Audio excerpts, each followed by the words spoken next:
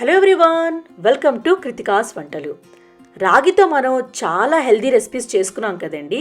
So ఈరోజు మీకు నేను రాగి రవ్వతోని కిచిడి చేసి చూపిస్తాను. ఈ కిచిడి షుగర్ పేషెంట్స్కి, బరువు తగ్గాలనుకునే వాళ్ళకి చాలా మంచిదండి. రోజుకో గిన్నెతో తింటే చాలండి, చాలా హెల్తీగా ఉంటారు. షుగర్ కూడా కంట్రోల్లో ఉంటుందన్నమాట. సో ఇది ఎలా తయారు చేసుకోవాలో వీడియోలోకి వెళ్ళి చూసేద్దామా? పదండి. ముందుగా కుక్కర్ తీసుకొని అందులోని 1/2 కప్పు పెసరపప్పు తీసుకోవాలి. ఏ కప్తో మీరు రాగి రవ్వ తీసుకుంటారో అదే కప్పుతోనే మీరు అన్నీ మెజర్ చేసుకోవాలండి. అలాగే ఒక 2 టేబుల్ స్పూన్ మీరు కందిపప్పు కూడా తీసుకోవాలి. ఇప్పుడు రాగి రవ్వ తీసుకోవాలి. 1 కప్పుతో తీసుకుంటే సరిపోతుంది. ఈ రాగి రవ్వ బయట మార్కెట్లో ఎక్కడైనా దొరుకుతుందండి. లేదనుకోండి, రాగిలు తీసుకొని చక్కగా మనం మిక్సీ చేసుకున్నా అయిపోతుంది, రవ్వగా అన్నమాట. 1 కప్పుతో తీసుకోవాలి. ఇప్పుడు నీళ్లు పోసుకొని ఒక 2-3 సార్లు శుభ్రంగా కడిగి పెట్టుకోవాలన్నమాట. నీళ్లు పోసిన వెంటనే రవ్వ ఇలా పైకి తేలుతుందండి. అందుకే చక్కగా కలుపుకొని చేత్తో ఇలా ప్రెస్ చేస్తూ చక్కగా కడుక్కోవాలన్నమాట. ఇలా కడిగిన తర్వాత ఇప్పుడు క్యారెట్ వేసుకోవాలి. నేను 1 కప్పుతో తీసుకున్నానండి. ఇక్కడ మీరు ఏ వెజిటేబుల్స్ అయినా వేసుకోవచ్చండి. పచ్చి బఠానీ వేసుకోవచ్చు, పాలకూర వేసుకోవచ్చు, బీన్స్ వేసుకోవచ్చు, మీకు నచ్చిన వెజిటేబుల్స్ వేసుకోవచ్చు.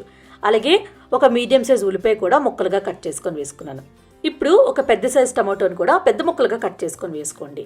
అలాగే నేను ఇక్కడ ఒక పచ్చిమిరపకాయ, అంటే పెద్ద పచ్చిమిరపకాయ వేసుకున్నాను. మీరు కొంచెం కారం ఎక్కువ ఇష్టపడితే ఇంకో 2 పచ్చిమిరపకాయలు యాడ్ చేసుకోవచ్చు. తర్వాత 1 ఇంచు అల్లము, 5-6 వెల్లుల్లి తొక్క తీసుకొని ఇలా అల్లం కూడా ముక్కలుగా కట్ చేసుకొని వేసుకోవాలి. ఇప్పుడు వాటర్ వేసుకోవాలి. ఏ కప్తో మీరు రాగి రవ్వ తీసుకున్నారో అదే కప్పుతో 5 కప్పులు వాటర్ వేసుకోవాలి.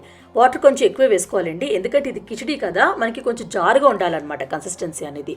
మరీ థిక్గా అయిపోద్ది వాటర్ తక్కువ వేసారనుకోండి. అందుకే వాటర్ కొంచెం ఎక్కువ వేసుకోండి. అలాగే 1/2 టీ స్పూన్ పసుపు, ఒక 2 టీ స్పూన్ ఉప్పు వేసుకోవాలి. ఉప్పు చెక్ చేసుకోండి, మీ టేస్ట్ ప్రకారంగా మీరు వేసుకోవచ్చు. ఇప్పుడు కుక్కర్ పైన మూత పెట్టుకొని స్టవ్ పైన మీడియం ఫ్లేమ్లో ఒక 3-4 విజిల్స్ వరకు ఉంచుకోండి. రాగి రవ్వ కొంచెం ఉడకడానికి టైం పడుతుందండి, అందుకే 3-4 విజిల్స్ ఉంచుకుంటే సరిపోతుందన్నమాట. 4 విజిల్స్ అయిన తర్వాత మూత ఓపెన్ చేసుకొని ఇంకా మీరు స్టవ్ ఆన్ చేయక్కర్లేదండి. ఇలా పప్పు గుత్తోని కొంచెం మెత్తగా చేసుకోవాలన్నమాట. మీ దాని మ్యాషర్ ఉంటే మ్యాషర్తో కూడా చక్కగా ఇలా ప్రెస్ చేస్తూ మెత్తగా చేసేసుకోవాలి. 1 కప్పు రాగి రవ్వ వేసారనుకోండి, 4గురికి ఈజీగా సరిపోతుందండి. ఇలా మెత్తగా చేసిన తర్వాత తాలింపు పెట్టుకోవాలి. తాలింపు కోసం ఒక 1 టేబుల్ స్పూన్ నెయ్యి తీసుకోండి. నెయ్యితో చాలా బాగుంటుందండి. మీ దగ్గర నెయ్యి లేదనుకోండి, ఆయిల్తో కూడా మీరు తాలింపు పెట్టుకోవచ్చు. అలాగే ఒక 1 టీ స్పూన్ జీలకర్ర, ఒక 1 టీ స్పూన్ మినప్పప్పు, ఒక 1 టీ స్పూన్ ఆవాలు వేసుకోవాలి. పిడికిడు జీడిపప్పు కూడా వేసుకోవాలండి. జీడిపప్పు మీకు నచ్చినంత మీరు ఎంతైనా వేసుకోవచ్చు. ఈ జీడిపప్పు లైట్గా గోల్డెన్ కలర్ వచ్చిన వరకు ఫ్రై చేసుకోవాలి. అలాగే ఒక పచ్చిమిరపకాయ కూడా వేసుకోవాలి. మీరు కావాలంటే ఎండుమిరపకాయలు కూడా ఒక 2-3 వేసుకోవచ్చండి.